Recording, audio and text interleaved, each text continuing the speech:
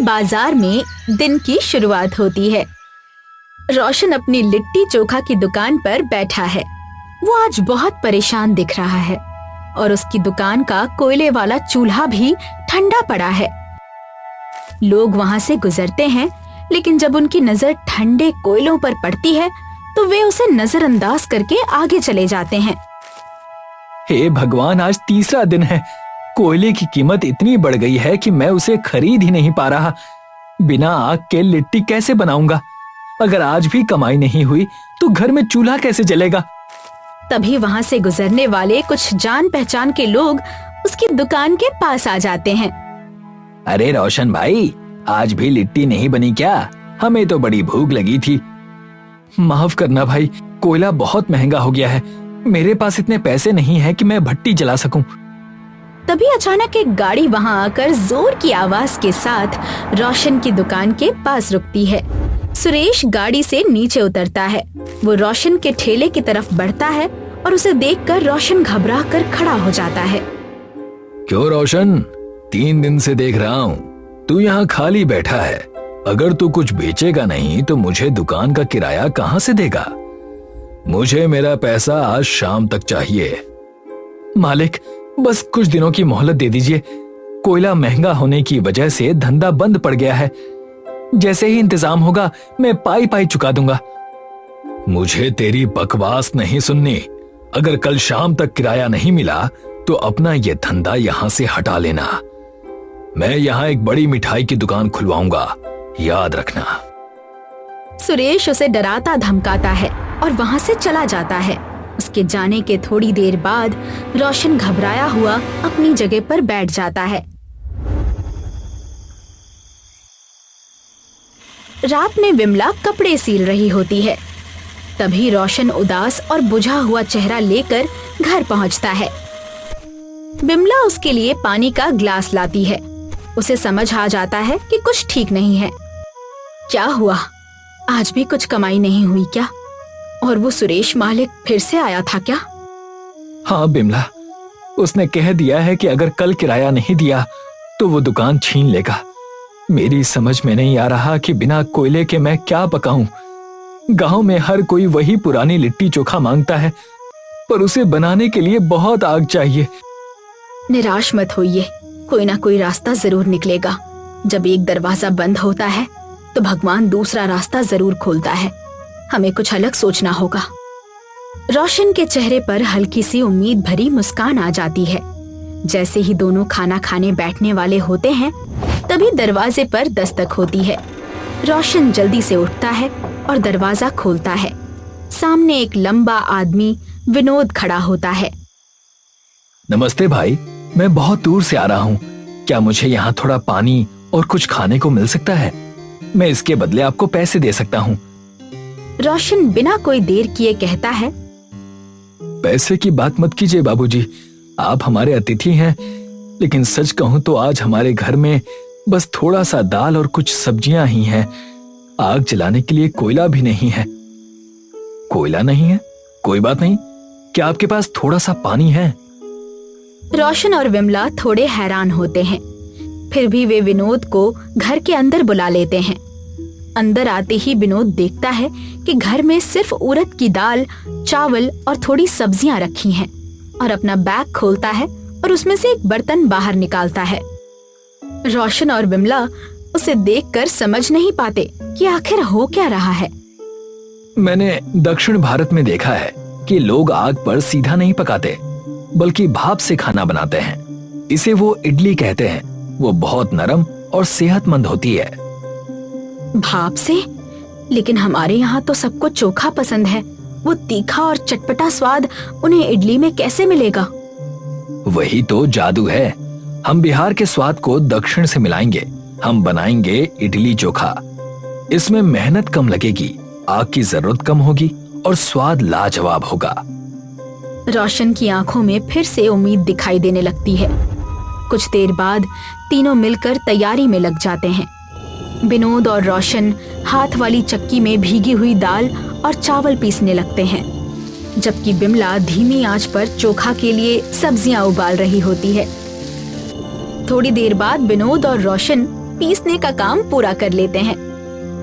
अब इस घोल को थोड़ा फूलने दीजिए, तब तक हम चोखा तैयार करते हैं। तीनों मिलकर उबले हुए बैंगन और आलू उठाते हैं और उनका छिलका उतारने लगते हैं। इसके बाद बिमला आलू और बैंगन को हरी मिर्च, टमाटर, प्याज और धनिया के साथ मैश करना शुरू करती है। इसमें थोड़ा सा सरसों का तेल डाल देती हूँ, इससे असली बिहारी स्वाद आएगा। और ये रहा नमक और थोड़ा सा नींबू का रस। रोशन उसमें मसाला डालता है और थोड़ी ही देर में उनका चोखा खाने के लिए तैयार हो जाता है। इसी के साथ समय आगे बढ़ता है और अब इडली बनाने की तैयारी शुरू होती है। विनोद स्टैंड उठाता है और उसमें थोड़ा तेल लगाता है। फिर वो एक एक करके उसमें घोल भरने लगता है। इसके बाद वो स्टैंड को उबलते हुए पानी के बर्तन के ऊपर रखता है और ऊपर से ढक्कन बंद कर देता है। अब बस 10 मिनट इंतजार कीजिए, भाप अपना काम करेगी। बर्तन से धीरे धीरे भाप निकलने लगती है और चारों तरफ खाने की अच्छी खुशबू फैल जाती है। कुछ देर बाद विनोद ढक्कन खोलता है। अंदर छोटे छोटे सफेद और मुलायम इडली तैयार होती हैं। रोशन उन्हें ध्यान से बाहर निकालता है। थोड़ी देर बाद तीनों साथ बैठकर इडली खाने लगते हैं। बिमला सबको 2-2 इडली परोसती है और फिर उनके साथ थोड़ा मसालेदार चोखा भी रखती है। लीजिए रोशन भाई, आपकी इडली चोखा तैयार है, जरा इसे चख कर देखिए। रोशन इडली का एक छोटा सा टुकड़ा तोड़ता है, उसे चोखे में डुबोता है और खा लेता है। जैसे ही वो उसे चखता है, उसकी आंखें बड़ी हो जाती हैं। उसके चेहरे पर एक बड़ी सी मुस्कान फैल जाती है। वाह, ये तो कमाल है। लिट्टी की तरह सख्त नहीं है, पर स्वाद वही है। और इसे बनाने में तो आधा कोयला भी खर्च नहीं हुआ। ये तो सच में जादू है। सच में ये तो बहुत ही स्वादिष्ट है। गांव के लोग इसे जरूर पसंद करेंगे। तीनों को अपने बनाए हुए खाने का स्वाद बहुत पसंद आता है। इसी खुशी के साथ रात बीत जाती है। अगले दिन रोशन नई ऊर्जा के साथ अपनी दुकान पर पहुंचता है। वो बर्तन काउंटर पर रखता है और फिर अपना नया बनाया हुआ इडली चोखा तैयार करना शुरू करता है। धीरे धीरे वहाँ लोगों की भीड़ जुटने लगती है। इस बाजार में लोगों ने पहले कभी भाप में बना ऐसा खाना नहीं देखा होता। आइए भाइयों, खाइए जादुई इडली चोखा, सेहत भी और स्वाद भी, बिना तेल और कम आग में बना अनोखा नाश्ता। एक आदमी उसे चखता है और खुश होकर कहता है, अरे ये तो बहुत ही मुलायम है, दांतों को मेहनत ही नहीं करनी पड़ रही और चोखा तो एकदम लाजवाब है। रोशन भाई, एक प्लेट और लगा दो। देखते ही देखते और भी लोग इडली चोखा खरीदने लगते हैं। अब रोशन की दुकान पर काफी भीड़ हो जाती है। बहुत समय बाद आज उसकी अच्छी कमाई हो रही होती है। कुछ देर बाद सुरेश फिर वहाँ पहुँचता है। वो रोशन की दुकान पर लगी भीड़ को देखकर रुक जाता है। फिर वो लोगों के बीच से रास्ता बनाते हुए दुकान के अंदर पहुँचता है। ये क्या तमाशा है? रोशन, मैंने कहा था कि किराया दो या यहाँ से जाओ। ये तुम क्या सफेद रंग का गोला बेच रहे हो? ये हमारे गांव का खाना नहीं है। मालिक, स्वाद का कोई गांव नहीं होता। ये इडली चोखा है। ये बिहार और दक्षिण का मिलन है। लोग इसे पसंद कर रहे हैं। आप भी एक बार चख कर देखिए। सुरेश शक भरी नजरों से प्लेट को देखता है। खाने की खुशबू बहुत लाजवाब होती है। वो एक टुकड़ा उठाकर खाता है। उसे खाना पेट में हल्का लगता है और उसका स्वाद भी उसे तुरंत पसंद आ जाता है। स्वाद तो बुरा नहीं है, पर मेरा किराया कहाँ है? रोशन अपनी दराज से पैसों की एक गड्डी निकालता है और सुरेश को दे देता है। ये लीजिए मालिक, आपका पूरा किराया और ऊपर से थोड़े ज्यादा पैसे भी हैं। अब तो मैं यहाँ रह सकता हूँ ना? सुरेश पैसे ले लेता है। वो एक बार खुश भीड़ की तरफ देखता है और फिर रोशन की तरफ। उसे समझ आ जाता है कि इतने पसंद किए जा रहे खाने के सामने अब उसकी नहीं चलने वाली। ठीक है, दुकान लगाओ, पर कल मेरे घर भी 2 प्लेट भिजवा देना। सुरेश वहाँ से चला जाता है और पूरी भीड़ खुशी से रोशन के लिए तालियां बजाने लगती है। शाम होते होते पूरा दिन खत्म हो जाता है।